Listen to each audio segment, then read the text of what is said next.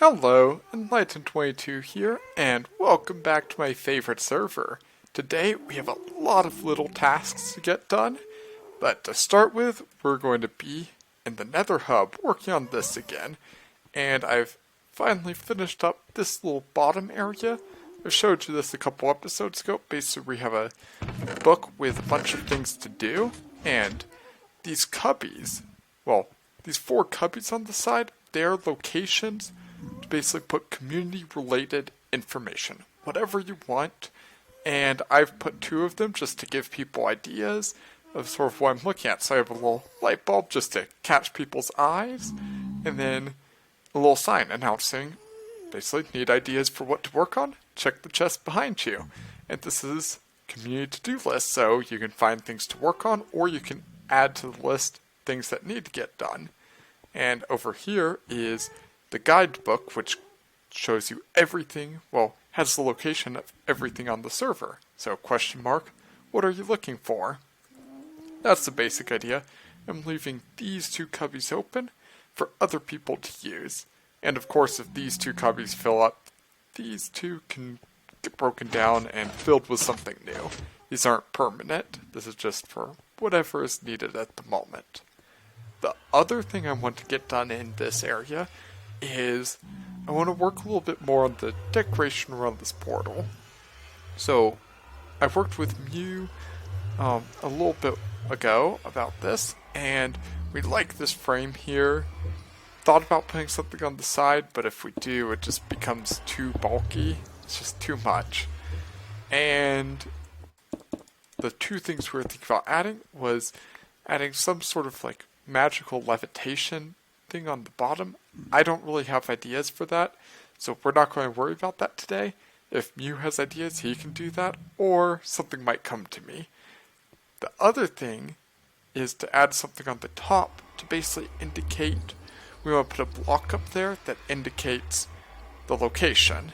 So we'll have 2 things to help differentiate portals. We'll have banners, which I need to make one, and some blocks up there. So let's hop on up. I shouldn't be using these bricks, whatever. The reason I have bricks on me is because this is going to be it is the portal to our potion factory, and bricks seems like a good block to indicate the potion factory. So we'll just build up just a little bit. Maybe build some sort of spire design. And it could even be something like this. As simple as that. Let's go down, see how that looks, and hop, hop, hop. That actually is potential. Bricks blend in with the ceiling, but the basic idea of this is when we're walking around, we can look here and easily see, like, once there's more portals in here, I can look across the Nether Hub over there and be like, oh, I see the blocks on top of it, and I know what portal it is. Basically makes things easier to see. And here we are, a short time later, with this portal design complete. So I basically kept the design from earlier, added a little bit more shape to it. I also added a secondary sort of focus point. For this, I used brewing stands. And if we run around to the other side, a block can be used as well. Just, this is a proof of concept, but for this portal in particular, brewing stand seems to be the best. I also added these half slabs on the back, or on the top, which is very important to keep mobs from spawning. And we also have banners. Now, this is just a placeholder banner, and if any of you are good banner designers and want to design a banner for me, just leave in the comments and I'll definitely take a look at it and might use it. So that's this portal, but we also have the portals and these tunnels out here, which need some sort of design as well, because just the floating obsidian, like you see right there, doesn't look the best. So I took a look here at the claws, and one thing about the portals is they're 4 blocks wide, so I realized unless we go and start breaking up the claws with obsidian, which I don't want to do, portals are limited to right here or right here. So with only 2 places to put them, I was thinking might as well make the attachment include the portal be attached to the claw, so include the claws into the design. And over here we have what I came up with. Right here is the portal.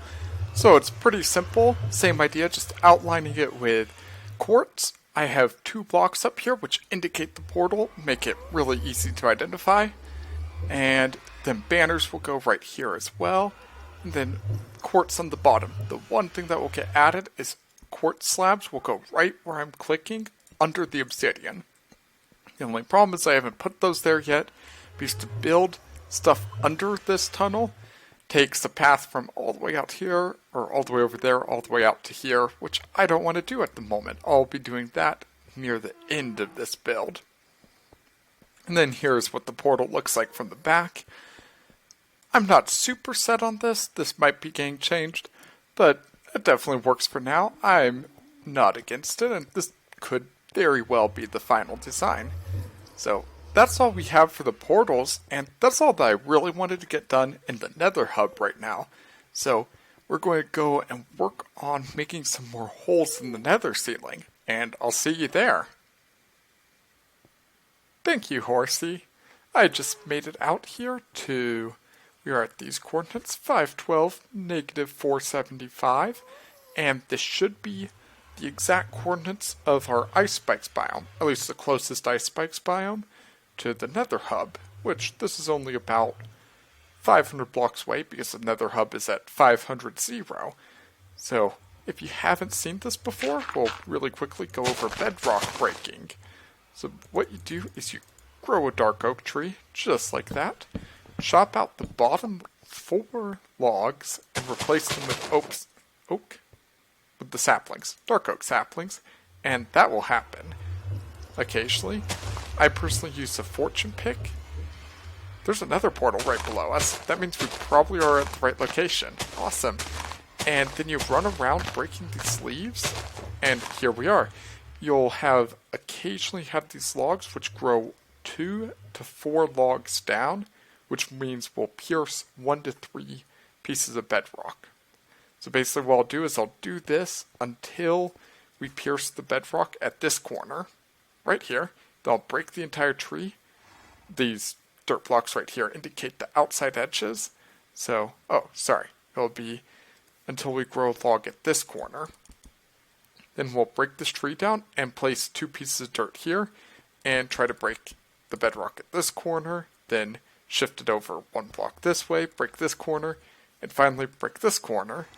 And by the time I've broken those 4 corners through, just because of these ones breaking in the middle due to RNG, we should have a pretty good hole, and if not, I'll just go back in and clean up specific spots.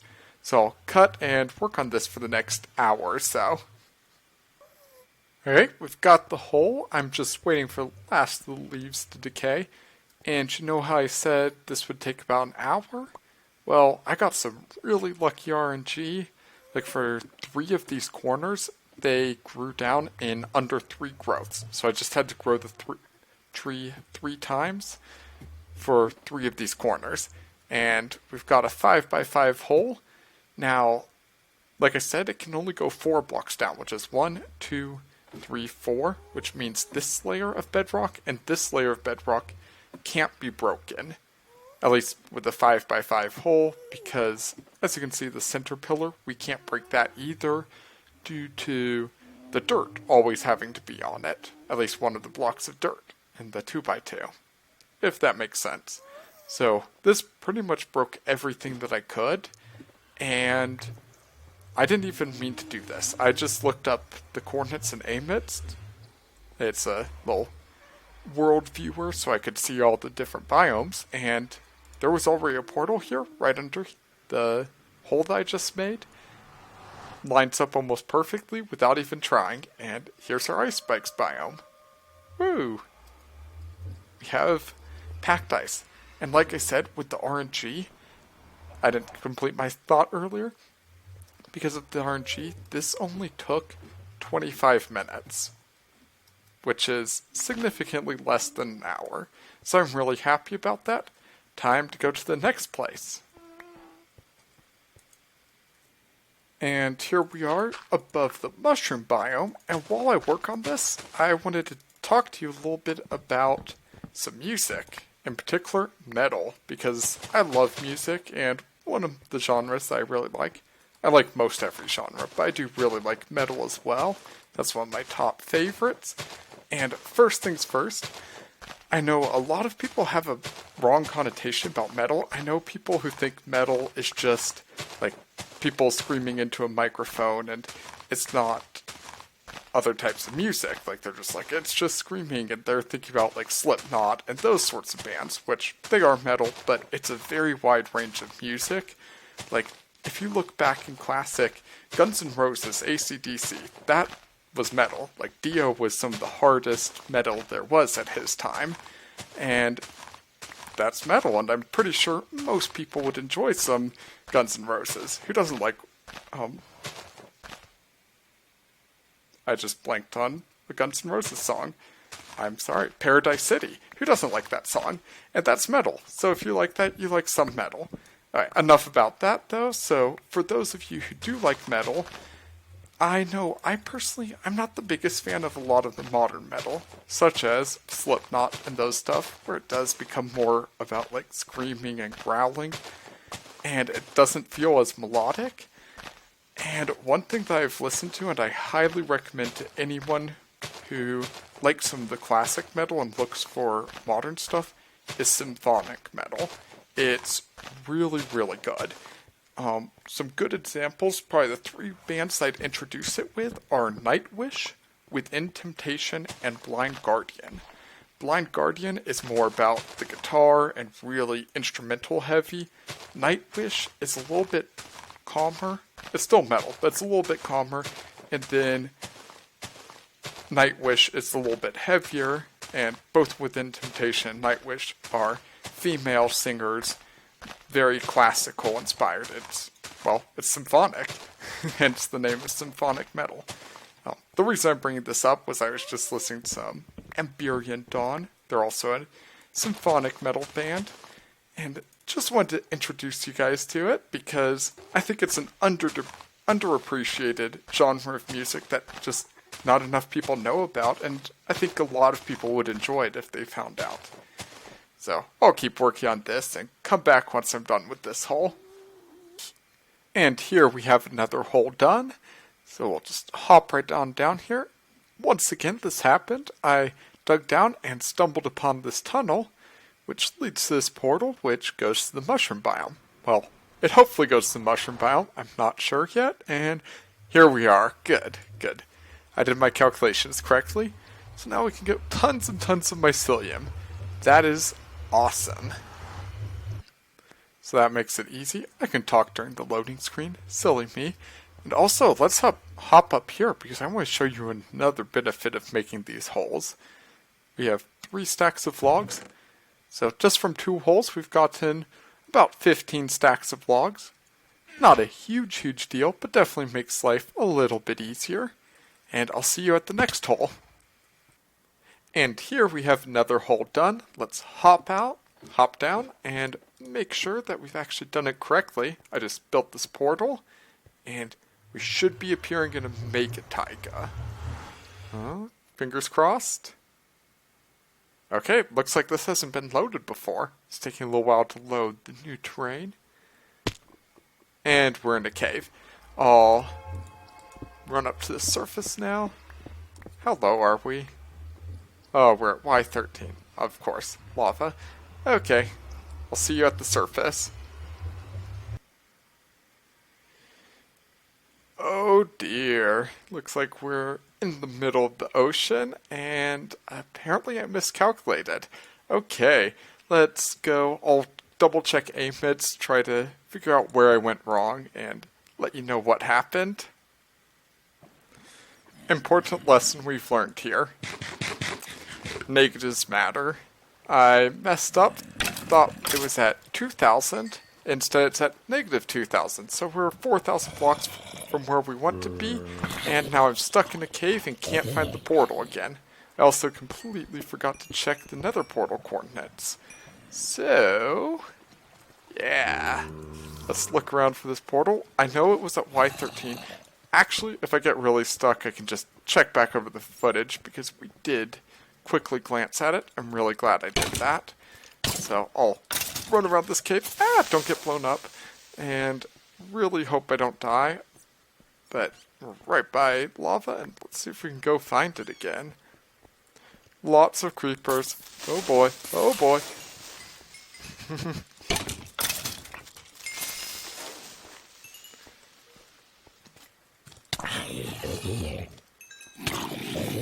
Okay, I don't have armor. Yeah, I should go hide soon. Like right now. I shouldn't be doing this, but I'm going to continue running around this corner for drama. Oh boy.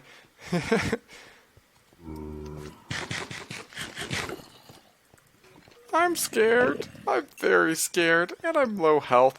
I'm going to hide in this corner and look over the old footage and find out where we need to go.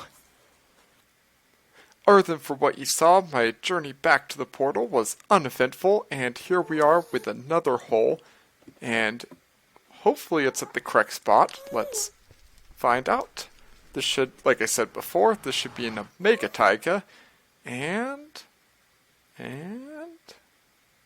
obviously this place hasn't been visited either. Okay, we see stars, and we are correct. We have podzol, lots and lots of podzol. So that is the second to last resource we need, and we need to make one more hole at the mesa biome so we can get plenty of hardened clay. And once we've done that, we have holes at every location that I think is necessary. So we have nether holes leading to all of the resources and all of our farms. Here we have our last hole. Well, our last hole, if I did this correctly, this should be taking us to a mesa biome. And wow, I am very glad to be done with this, because this has been one of those things that we've needed to get done before we update to 1.9, and yeah, it's just good to get it done. And yes, we're done! We did it! Yep, we need to do this before 1.9 because the whole dark oak growing breaking bedrock glitch doesn't work anymore in 1.9, and now that that's done, no more things to worry about. Yes. We're back in the nether hub, and from last time working here, we almost have 14 stacks of gray glass left over, so I was thinking this is a good time to use those up and continue work on these tunnels. So let's get to it.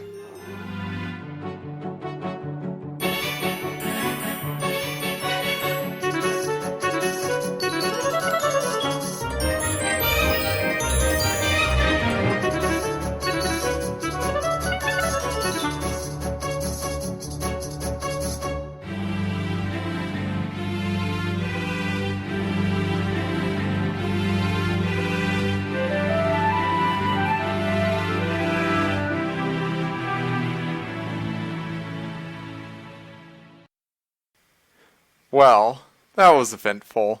As you saw, I fell, hit the ground, and then a bunch of my stuff also went into lava, and in total I lost about 6 stacks of glass, and more importantly, I lost my shovel, sword, and bow.